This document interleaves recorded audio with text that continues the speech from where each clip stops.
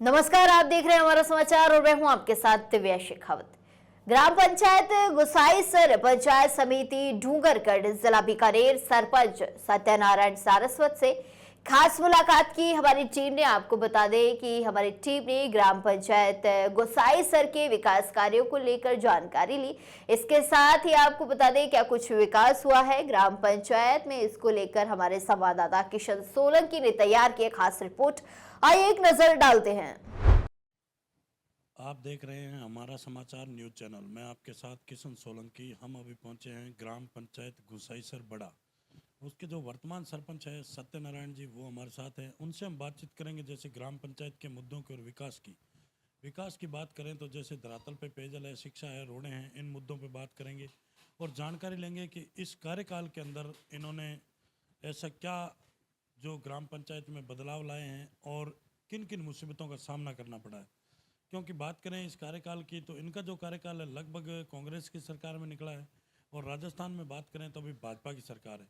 तो आइए मिलते हैं सरपंच साहब। सरपंच साहब नमस्कार। नमस्कार जी, नमस्कार। सरपंच साहब, सबसे पहले तो आप अपना एक राजनीतिक परिचय बताइए कि राजनीति में कब से इंटरेस्टेड है। राजनीतिक में वैसे तो 1980 से मैं जनसंघ से जुड़ा हुआ हूँ जी। और फिर धीरे धीरे बीजेपी के कोई राजनीतिक क्षेत्र हमारा नहीं था, लेकिन 1980 के बाद में धीरे धीरे गांव वालों की इच्छा थी भी सरपंच सत्तारण को बनाए। स्टार्टिंग में मैं आया था निर्विरोध, यहाँ सरपंच सुन लिया गया था भी बातों में, और घोषणा जैसे मान लो कल होनी है तो अचानक मेरा पर्चा भरवाया था और 44 वोटों से मैं हार गया था। उसके बाद में मैं धीरे धीरे राजनीति गांव के मेरे जैसे मान लो जितना मेरी हिम्मत थी उस हिसाब से मैंने गांव वालों को किसी को कोई काम के लिए ना नहीं की। उसके बाद में फिर 2005 के अंदर चुनाव हुए तो गांव वालों ने भाई देखा भाई सत्यनारायण को ही सरपंच बनाए और 445 वोटों से मैं मेरी जीत। उसके बाद में हमारा सहयोगी सरपंच रहा मोहनलाल पीछे, तो मैंने गांव वालों को कहा भाई अपने को मोहनलाल को बना देते हैं। गोदारा जाट था, सामान्य सीट थी और गांव वालों ने मेरी बात रखी और मोहनलाल गोदारा को हमने सरपंच। लेकिन उसके पास धन की तंगी थी, वो नरेगा से काम नहीं करवा सका और जो एफएफसी से या एसएफसी से जो पेमेंट मिला वो हमने 2012 से धीरे धीरे काम को गति दी। मोहनलाल सरपंच की पुत्रवधू सरपंच थी और मोहनलाल एक्सपायर हो गए। उसके बाद में फिर गांव वालों ने कहा भाई सरपंच तो हम सत्यनारायण को। मेरे गांव के पंचायत के अंदर 7 सरपंच और खड़े हुए थे। किसी को किसी को 250 वोट आए, किसी को 150 आए, किसी को 80 आए, किसी को 300 भी आए। एक जो मेरे प्रतिद्वंदी रहा था उसको 500 कुछ वोट आए और मेरे को 1300 कुछ वोट आए।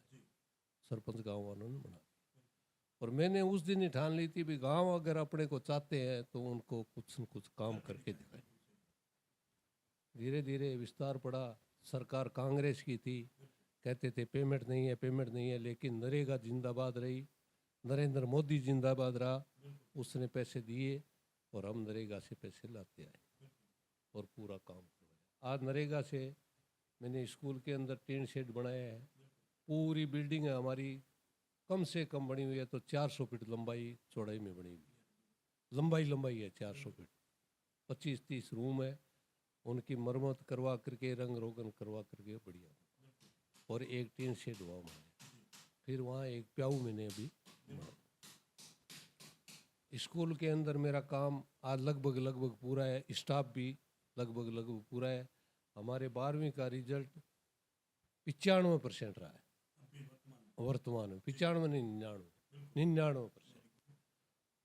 और स्कूल की तरफ ध्यान दिया। उसके बाद में हमारे सबसे बड़ी समस्या थी पानी निकासी की थी।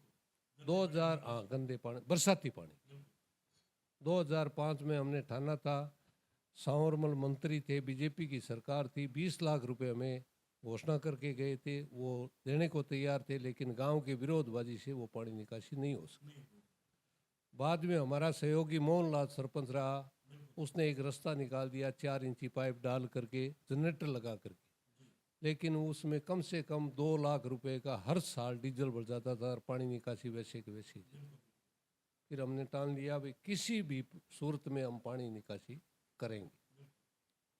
तो हमने उस काम को लिया, लेकर के नरेगा से पैसे मंजूर करवा करके और उस काम के 50 लाख रुपए स्वीकृत करवा करके 1 kilometre line 2 foot pipe cement के डाले और 20 फुट से 22 फुट, ऊपर में 24 फुट है, नीचे में 12 फुट खुदाई करके वो हमने गांव से 1 किलोमीटर बाहर निकाल दिया।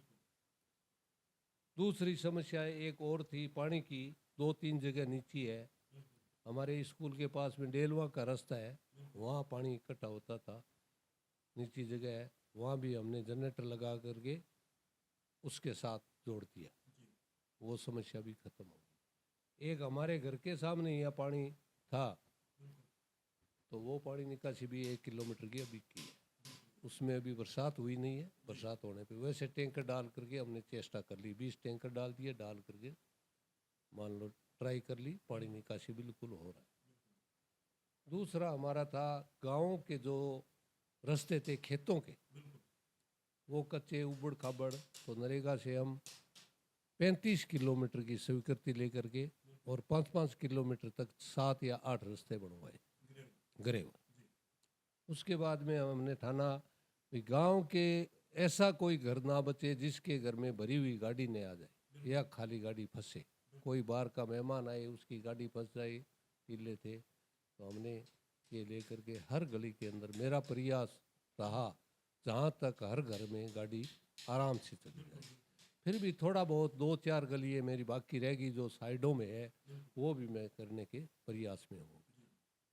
हमारा स्कूल का काम, लाइट का, हमारे 33 की लाइन थी पुरानी, 40-45 साल पहले खंची हुई। उसके बाद में क्या हुआ, वहाँ धीरे धीरे पुरानी हो गई, थोड़ी सी हवा चल जाती थी तो फाल्ट हो जाती थी, 4-4 दिन तक फाल्ट नहीं निकलता। 21 किलोमीटर लाइन है। फिर मैं सरपंच था, कांग्रेस की सरकार थी, हमारे यहाँ एक हमारे ही भांजे ने हॉस्पिटल बनाया, वो गवर्नमेंट के हैंड ओवर कर दिया। कांग्रेस की सरकार थी, बीडी कल्ला जी और 2-4 मंत्री यहाँ पधारे, हमने उनके आगे समस्या रखी तो उन्होंने कहा तुरंत चालू करवाई। लेकिन उसके बाद में 6 महीने तक कोई काम सुचारू रूप से शुरू नहीं हुआ। हमारे माननीय अशोक जी मुख्यमंत्री आए थे, उन्होंने तुरंत प्रभाव से उस लाइन को चालू करने को कह दिया, लेकिन फिर भी वो कांग्रेस की सरकार रही, वो काम सुचारू रूप से हमारा शुरू नहीं हो सका। फिर बीजेपी की गवर्नमेंट आई,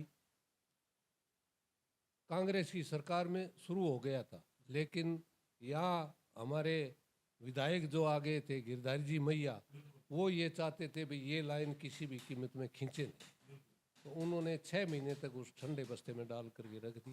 फिर बीजेपी की गवर्नमेंट आई, हमने भी प्रयास किया, मेरा भाई बड़ा भाई ताराचंद जी विधायक है, उन्होंने खूब प्रयास किया, मंत्री जी ने हमारा सहयोग करके हमारी ये 33 की लाइन नहीं गुसाई सर तक हमने डलवा दी। आज लाइट की समस्या मनकरा सर, गुसाई सर, डेलवा, लोडेरा, बिंजा सर, इन गाँवों में लाइट की समस्या हमारे बहुत सुधार हुआ है, 99% सुधार हो चुका, यही काम है। बहुत ही अच्छा। तो जैसे अभी सरपंच साहब ने बताया कि ग्राम पंचायत के अंदर इन्होंने मुख्य आज जो आज के बच्चों का जो भविष्य है वो शिक्षा है। शिक्षा वो शेरनी का दूध है, जो पिएगा वही दहाड़ेगा, क्योंकि इनका मेन फोकस यही रहा है कि शिक्षा को बढ़ावा देना और शिक्षा को अच्छे स्तर पे ले जाना, ग्राम पंचायत का नाम रोशन करना। जैसे अभी बताया कि 99% तक अभी 12वीं क्लास के बच्चे हैं जो उनका रिजल्ट आया है, और विद्यालय के अंदर अच्छा इन्होंने विकास करवाया है और कक्षा कक्ष वगैरह पेयजल की भी अच्छी सुविधा की है।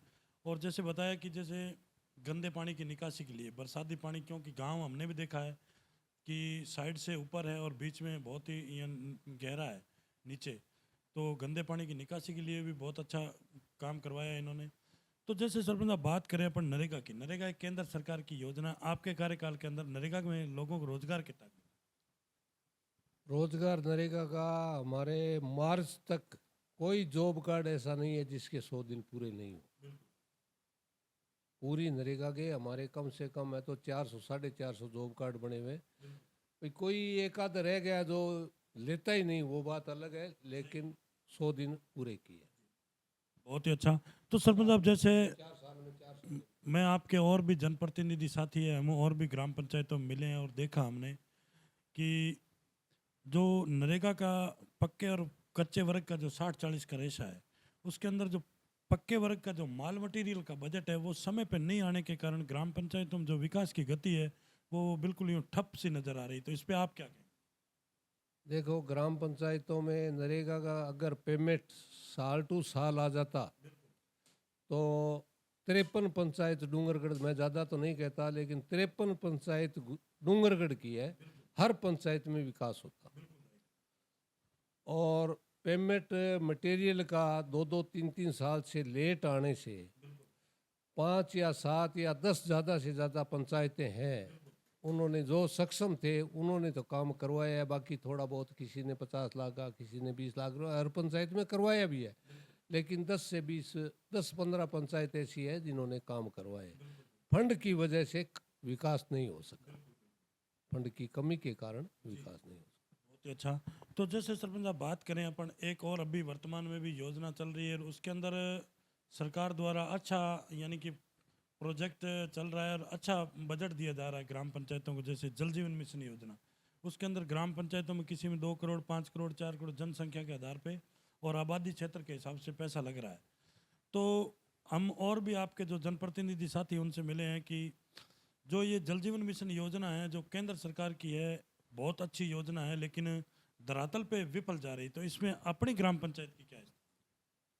अपनी ग्राम पंचायत में तो हमारे हिसाब से जो जल जीवन मिशन है ना, उसको अगर पंचायतों को दे दिया जाए, सीधा पंचायत के हैंड ओवर कर दिया जाए तो काम तुरंत हो जाएगा।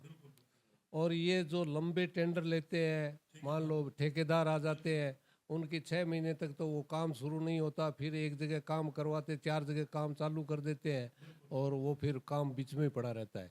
वो अगर पंचायतों में हैंड ओवर कर दिया जाए तो ये बहुत ही बढ़िया रहेगा। अभी एक सरकार ने और चलाई है, अब सरकार की है कि नहीं है, जल ग्रहण योजना जो MJS बोलते हैं उसको, उसमें क्या किया, मेरे पुराने टाइम में 5 साल मैंने जल ग्रहण का काम करवाया था। उसमें मैंने 140 कुंड बनवाए थे। मणकरासर उसमें हमारे साथ था, डेलवा हमारे साथ था और गुसाईसर हमारे साथ। अभी जो 5 साल पहले हमारे यहाँ बाना और एक जाखा सर चल रही थी, तो उन्होंने क्या किया कि वो टेंडर है जो डिपार्टमेंट ने उसके हिसाब से पूरा टेंडर निकाल दिया, तो 2 करोड़ 5 करोड़ 7 करोड़ रुपए लेने की क्षमता पंचायत की नहीं होती। वो टेंडर डाले, बड़े ठेकेदार हैं वो ले लेते हैं और फिर वो काम होता नहीं। यही MJS जो पंचायती राज में अगर हो जाए तो बहुत बढ़िया काम। अभी मेरे 7 करोड़ रुपए की लिस्ट मेरे गांव से गई है, मैंने दी है 7 करोड़ की लिस्ट बना करके, कुंड है, डिग्गी है और है। लेकिन उन्होंने क्या किया, वो कह रहे हैं जी अभी तो मंजूर फाइल बन करके यहाँ से चली गई, जयपुर चली गई, सब कुछ हो गया, लेकिन अभी तक उन्होंने कहा है भाई ये जो आपके MJS में हमारा टेंडर होगा हम ही करवाएंगे। तो अब कितना स्वीकृत हुए हैं, 100 हुए हैं या 150 कुंड स्वीकृत हुए हैं, उसके बाद में वही काम करवाए। यही काम अगर पंचायतों को दे दिया जाए, एक तो बढ़िया मटेरियल लगेगा और काश्तकार के सामने काम होगा। ठेकेदार तो आएगा कि हमारे पास तो ऐसा ही है, काश्तकार की यही हिम्मत नहीं भी जा करके उसकी शिकायत करे या और करे, काश्तकार की हिम्मत नहीं है। गांव का जो मौजूदा आदमी जो भी होंगे, 4 आदमियों के सामने काम होगा तो बढ़िया होगा। आज से 15 साल पहले जो जल कुंड बने थे वो आज भी जमींदार पानी पी रहे हैं, उसके गुण गा रहे हैं सरकारों। लेकिन ये काम अगर होता है तो गलत है, होने को तो सरकार जैसा करेगी वैसा करेगी। और सरपंच साहब जैसे अभी हमारे जो पंचायत राज मंत्री है मदन जी दिलावर, वो अभी आपने देखा होगा बीकानेर क्षेत्र में और हर जगह दौरा कर रहे हैं, और जैसे स्वच्छ भारत मिशन के तहत ग्राम पंचायतों में सफाई अभियान का भी वो बोल रहे हैं और बोल रहे हैं भी बजट भी दिया जा रहा है ग्राम पंचायतों के सफाई अभियान के लिए।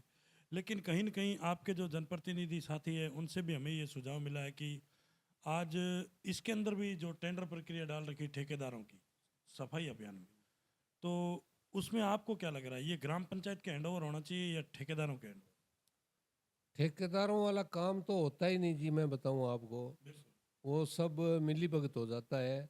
ग्राम पंचायत के अंदर अगर हो जाएंगे ना, ग्राम पंचायत को अगर एजेंसी बढ़ा दे, सीधा टेंडर होना हो, गुसाईसर गांव का ठेका नागौर की पार्टी ने ले लिया, तो वो गांव का आदमी वो नागौर वाले को तो फोन से कह देगा, वो कहेगा कल आएंगे, परसों आएंगे, परसों आएंगे।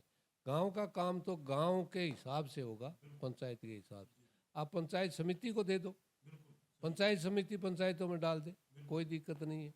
लेकिन ये टेंडर प्रक्रिया हमारे हिसाब से तो नहीं होनी चाहिए, लेकिन अगर सरकार करती है तो उसके आगे हमारा भी कोई इलाज। क्योंकि टेंडर प्रक्रिया के अंदर जो आज चाहे जल जीवन में मानो, चाहे सफाई अभियान में मानो, चाहे किसी एजेंसी, किसी कार्यकारिणी में मानो, लेकिन जो टेंडर प्रक्रिया के हिसाब से आज जो धरातल पे जो बजट लगना चाहिए और जो विकास होना चाहिए वो सुचारू रूप से नहीं हो रहा है। क्यों सर? जल जीवन मिशन टेंडर तो काय का ही हो। अभी मैं आपको एक ताजा उदाहरण बताऊं, हमारे दिसंबर के अंदर 32 ट्यूबवेल सेक्शन हुए थे गुसाईसर ये डूंगरगढ़ पंचायत समिति में, और 32 में से अभी तक एक नहीं हुआ, 32 में से अभी तक एक नहीं हुआ। और ग्राम पंचायतें कोई कहाँ करवा रही है, कोई एमएलए कोटे से दे रहा है, या जनता त्राई त्राई कर रही है पानी के लिए, लेकिन वो ठेकेदार सुनाई नहीं कर रहा। अभी वो एक टेंडर हुआ था, कोई अमर सिंह नाम का है, उसके नाम से पूरे बीकानेर डिवीजन का टेंडर है। तो उसने शायद 40, मैं पूरा कन्फर्म तो नहीं कह सकता, 40 या 42 लाख रुपए ट्यूबवेल, एक ट्यूबवेल का टेंडर। हमारे विधायक जी ने कहा, मेरे से पूछा और भी जनता से पूछा, भी अपने ट्यूबवेल के कितने पैसे लगते हैं, तो किसी ने कहा 20 लाख, किसी ने कहा 22 लाख, किसी ने कहा 15 लाख। तो उन्होंने विधानसभा में क्वेश्चन उठाया था ये, लेकिन वो टेंडर अभी तक रद्दी नहीं हुआ, उनका कैंसिल नहीं हुआ। और आज भी जनता ये कह रही है पानी नहीं है, पानी नहीं है, पानी नहीं है। अब जोर मार के पंचायत समिति से एक ट्यूबवेल करवाए, 2 करवाए, लेकिन पंचायत समिति के पास इतना फंड नहीं होता, और विधायक के पास भी मान लो 5 करोड़ रुपए या 4 करोड़ रुपए साल के मिलते हैं, तो क्या करेगा वो, ट्यूबवेल ही करवाएगा। करवा रहे हैं, लेकिन वो अभी तक कुछ नहीं हुआ। उसके बाद में क्या हुआ, हमारे बड़े अधिकारी जो बैठे हैं, उन्होंने अपने लेवल पे 4 ट्यूबवेलों की या 10 ट्यूबवेलों की या 50 ट्यूबवेलों की सेक्शन निकाली थी, लेकिन वो भी ठेकेदार आज घर ही बैठे हैं। मैंने सुनने में सुना है, मैं पक्का तो नहीं कह सकता, कोई 20 ट्यूबवेल का टेंडर हुआ है यहाँ हमारे कोडाराम जी बादू को, और टेंडर हुए को आज 20 दिन हो गया, लेकिन मशीन एक जगह भी नहीं लगी। और मैं ये दावे के साथ कह रहा हूँ भाई, 3 ट्यूबवेल हमने पंचायत समिति से करवा दिए, कहीं खराब पड़े हैं तो उससे करवा रहे हैं, कि सरपंच भी सहयोग कर रहे हैं सारे, और गाँव में पानी की व्यवस्था भी सुधार रहे हैं। बहुत ही अच्छा। तो सरपंच, आप जैसे लास्ट क्वेश्चन है मेरा आपसे, कि आप एक राजनीतिक बहुत अच्छे लंबे समय से चलते आ रहे हैं राजनीति में, और एक अनुभवी हैं, तो जैसे बात करें अपन, हमारे देश के माननीय मोदी जी है, उनका एक सपना था कि देश को भ्रष्टाचार मुक्त बनाना है। आपको क्या लग रहा है, भ्रष्टाचार बढ़ रहा है या कम हो रहा है? भ्रष्टाचार कम हो रहा है साहब।